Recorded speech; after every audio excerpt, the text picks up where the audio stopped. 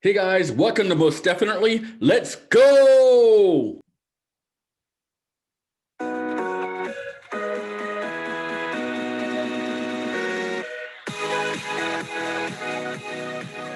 So welcome to Most Definitely. My name is Stefan, and if you're thinking about buying a house in 2021, let's talk about it. There's been a lot of speculation as to whether we're going to have an enormous house crash for mortgages and sales and buying up for this upcoming year. But other people are kind of thinking about, hey, let's go ahead and ride the wave and see what happens. I'm going to be one of those people that are going to say, hey, you know what? I'm going to ignore the skeptics and I'm going to ride this wave and I'm going to purchase a home in 2021. Well, hey guys, if you think I'm crazy, then so be it, because I'm going forward with it. A lot of skeptics have been talking about the big boom as far as not in a good way, but in a bad way, how housing prices are going to be going skyrocket, how people are going to be evicted, how, mortgage prices are going through the roof, unemployment is on the rise. And a lot of those things are true. However, I tend to think that if we ride out the wave, that the housing prices is going to level off and that I can get a piece of the American dream. Now, historically, I got to give you that historically, housing prices do continue to rise. They keep going up over time, just like inflation. However, will they rise that much within this next year? Who knows? But I'm going to bet the bank, literally, that it's going to stay about neutral for me and maybe rise about a half a percentage or maybe a percentage for my down payment that I may need in order for me to get into the house that I desire for my home. So let's talk about my own personal plan about what I do and what I'm planning on doing and what I'm currently doing to go ahead and get myself into the home I desire.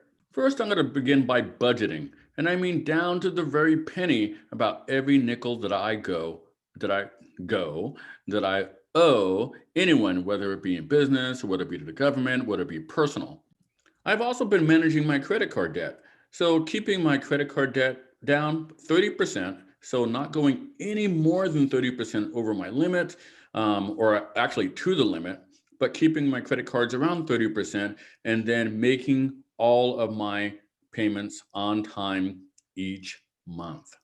If you have any government student loans or any other kind of government loans, I recommend, highly recommend, that you maintain those, you keep going them on time, and that way lenders can see that you have a good hold of them. So last time I talked about saving up for your down payment and also saving up for any kind of closing costs and getting government assistance or private assistance where needed. Now is the time to go ahead and start by getting pre-approved for your loan. And that way you can be on top of the game for any bidding wars that are going to come into play when it comes time to buying your home. What I plan on doing is finding a location, and location is everything when it comes to real estate about where I want to live. Remember to research early on to make sure that you know where all your funding is coming from as far as where your down payment is going, because that's going to be super important when it comes time to making a bid on your home that you want.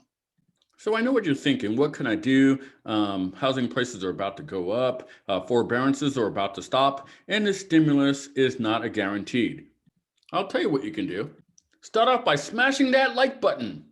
By gently touching that like button, you're showing me that you like my video. You're also helping the YouTube algorithm and helping me to continue to make great videos such as this. Thank you so much. So the next thing we can do is calculate how much of a home you can afford.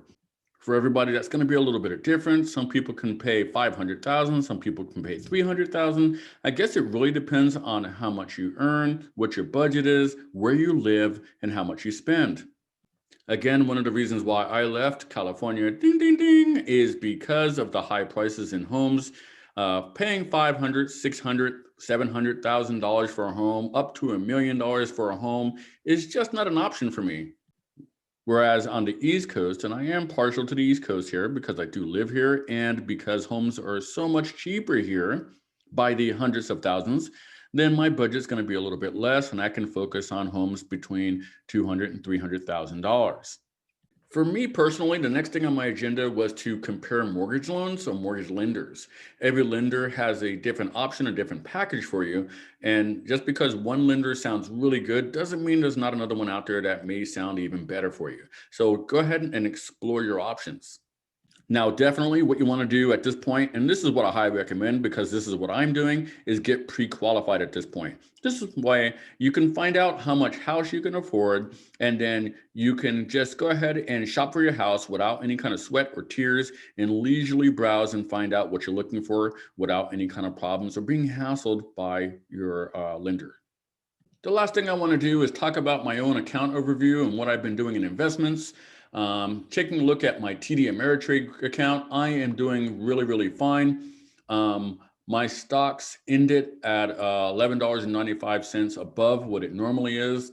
Remember, my account started at the 550 status and I am up to 584.65, which is really, really good. So I am happy that all of my investments are doing really well. All right, guys, thanks for watching. Don't forget to check the link below. Acorns is giving you $5 to invest on your behalf when you hit my link.